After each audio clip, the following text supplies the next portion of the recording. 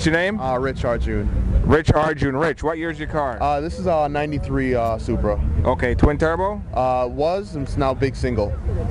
Ooh, we're going to enjoy seeing that one. All right, tell us what you did to the car. Pretty much everything that's possible to be done. Bought the car 3 years ago, actually 3.5 years ago, gutted it to the frame, put it up on 4 jack stands, pulled the entire drivetrain, rebuilt everything from scratch, cleaned up interior, suspension, brakes, paint job, put it all back together. All right, excitement, people. We're going to look under the hood. Big single, I quote. Whoa, he wasn't kidding. This motor was built by myself in my garage at home in my spare time. So it's really just an Aristo TT block that I bought from a JDM importer, gutted it to the core, went to Westchester Crank for the name drop. They hot tanked the block in the head for me, and I rebuilt everything from scratch. All right, now you have a lot of custom stuff in here. What I like is the purple. That's hot. So I guess that was all powder coated. Yes, it was. Actually, my neighbor is a powder coater, and he did it for me for a pretty decent price. Beautiful, beautiful. What about the intake? Where's that from? Actually, all the custom aftermarket pieces here are from Sound Performance. Probably the only shop that I have in the engine bay. Sound Performance intake manifold. They did a custom billet Pro EFI throttle body for me, 4-inch. They made these nice covers to clean up the interior look. I didn't want to do the tucked wire thing because it's not a show car. Show car for God's sake. I just decided to cover up to make it look a little cleaner. Well, here's one of the cool things about this. 513 to the wheel. On pump gas. On pump gas is respectable. It's more than respectable. It's enough to whoop a couple guys' butts, you know what I'm saying? It's not bad. I mean, it gets me around. So I did a little light dynamat on the floor, and I put back the carpeting, bought new floor mats, I bought new Recaro seats, sparkle harnesses, and a sparkle harness bar. I actually got the harness bar to keep the car stiff when the targa is off because it has a little body flex. So this bar helps keep the car a little rigid. I redid the entire interior on the dash, took it out, sanded, painted it back graphite. Got a nice quick release steering wheel from Fizz, JDM Personal. Sparkle pedals and e-brake handle, other little goodies to make the interior look a little nice and clean. And Defi gauges just to... the exhaust is actually a combination. It's a 3-inch catback Blitz that was modified by JMR Garage to keep the... So I have silencers in there and catalytic converters, but it still has the loudness and the performance of a free-flowing exhaust. Very nice. But it's a Blitz Nerf spec from Titan Motorsports I picked up. Very nice. And from the engine to the catback is all Boost Logic, 3-inch custom mandrel bent piping. Very nice, very nice. It works out pretty well. This is one of the cleanest examples I've seen. We're loving this. 513 is definitely respectable. Thank you very much for talking to us. No problem, man. Thank you. Enjoy the show. Thank you. All right, let's go. Let's see if we can make it over to a 2nd gen rotary. Yeah, 2nd gen. I'm with you on that. All right, let's go.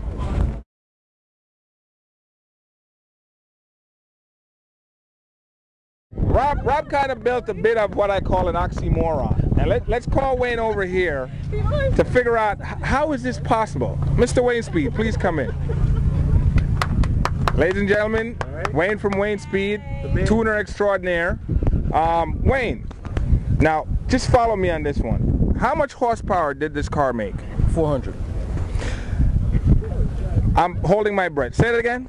400. Rob, you're the owner of this. Right. You concur that this car made... He did make... There's an error there. What was 400.9? Oh. 0.9. Now here's the thing. I'm going to call my cameraman in and I'm going to show you the oxymoron of this. Take a look. Take a look.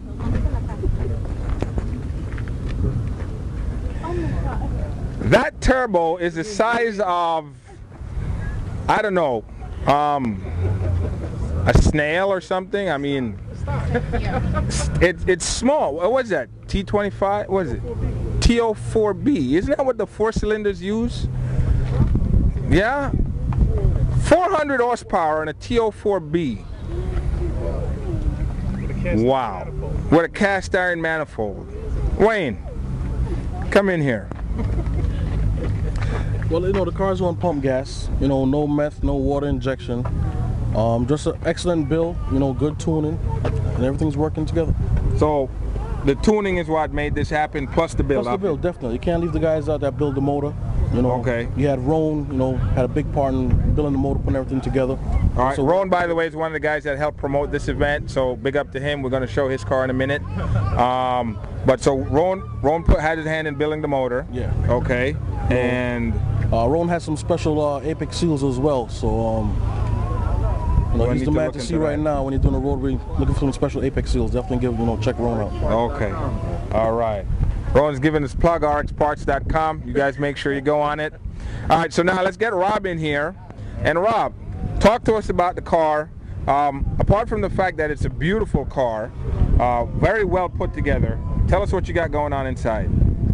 The motor itself is all Series 6 internals. The whole rotating assembly, the rotors, the housings are Series 5 housings. We built it, we put everything new. Whatever I could buy new, I bought new. You know, oil pump, everything. Stationary gears, we put everything new. A street port, and other than that, there's really no magic, not too many tricks. I built it kind of hoping I could get 350 horse, you know, maybe like 360. And I had a version 3 Wolf in there before, and I had a couple things to clean up, and it dynoed a 325 then. Next winter, we upgraded to a version 500, cleaned some things up, and did 400 at 15 pounds. Very nice, very nice. Now, I got to tell you, when you said that number, I was really surprised because I'm looking at this turbo.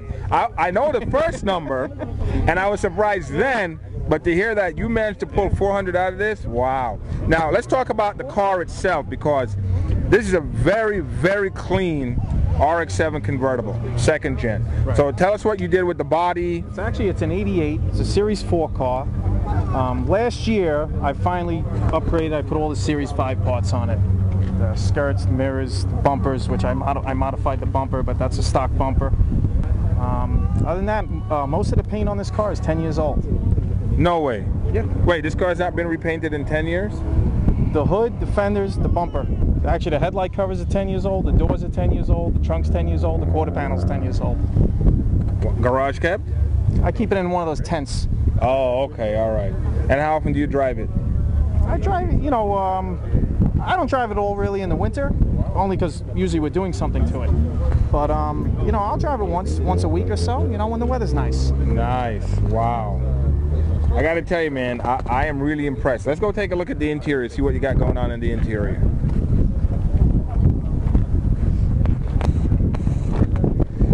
The seats are from a Mazda Speed 3. They're on custom rails that I had made by Wedge Engineering, who make rails for Recaro and all kinds of companies. You know, custom shift and brake boot. And the center console, that's a stock Series 4 plastic that I smoothed out and painted. I did that 10 years ago too. It's got a 3rd gen wheel from Japan, steering wheel with no airbag, original Momo wheel, which bolts right on with no adapters.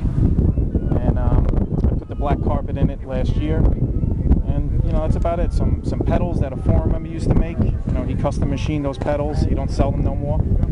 And again, other than that, the odometer gauges, the blitz gauges, nothing else really going on in there. Try to keep everything simple. Wow, well, I gotta tell you, it's simple, but it's clean. What Mazda Speed 3 you said, or Mazda Speed 6? Yeah, Mazda Speed like 3? A 2009 Mazda Speed 3. Wow, that looks really good. I like the way those fit in there. All right, Rob, listen, man. Thank you. You're what I would call the oxymoron of the show. Big horsepower, relatively big horsepower. I mean, 400 is nothing to sleep on. I wouldn't sleep on it. But the miracle... Everyday power. Well, 400, everyday Rob, everyday power. Well, you know what I'm saying. You could drive it everywhere. You don't need a big stretch of road to open it up, you know? You listen to this guy, 400 horsepower is everything. Well, maybe for nowadays, but not for a rotary, and not with such a small turbo. But great car, great example, beautifully done.